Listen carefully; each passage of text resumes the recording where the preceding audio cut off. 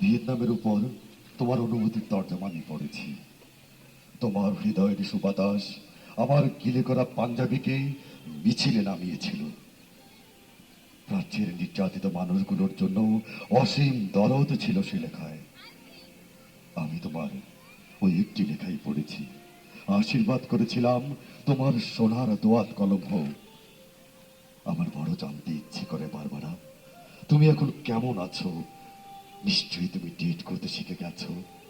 গাউনের রং আর hat নিয়ে কি চার টেবিলে মার সঙ্গে ঝগড়া হয়?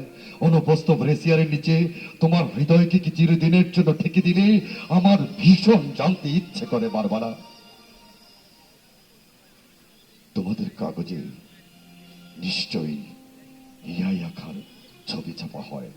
বিবেকের বোতামগুলো খুলে হৃদয় দিয়ে দেখো, ওটা একটা জল্লাদের ছবি। 15 লক্ষ নিরস্ত্র মানুষকে ঠান্ডা মাথায় সে হত্যা করেছে। মানুষের কষ্টার্জিত সভ্যতাকে সে গলা টিপে হত্যা করেছে।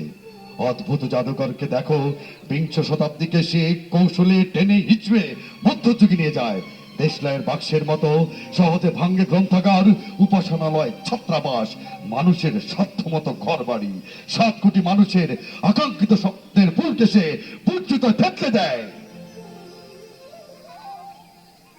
তুমি ছবিটি দেখেছো বারবারা?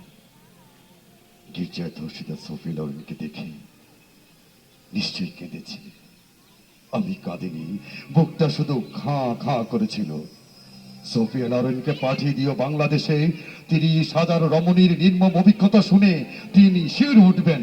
অভিধান থেকে নয়, 80 লক্ষ শরণার্থীর কাছ থেকে জেনে নাও নির্বাসনের অর্থ কি।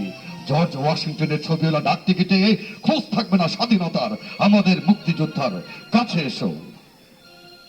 সাধু অ্যাবের মর্মর মূর্তিকে গণতন্ত্র আর মানবতার জন্য মালির খামে ভেজা ফুলের তোড়া দিও না। নিহত লোকটির লজ্জায় ঘৃণায় আবার আত্মহত্যা করবে। বারবারা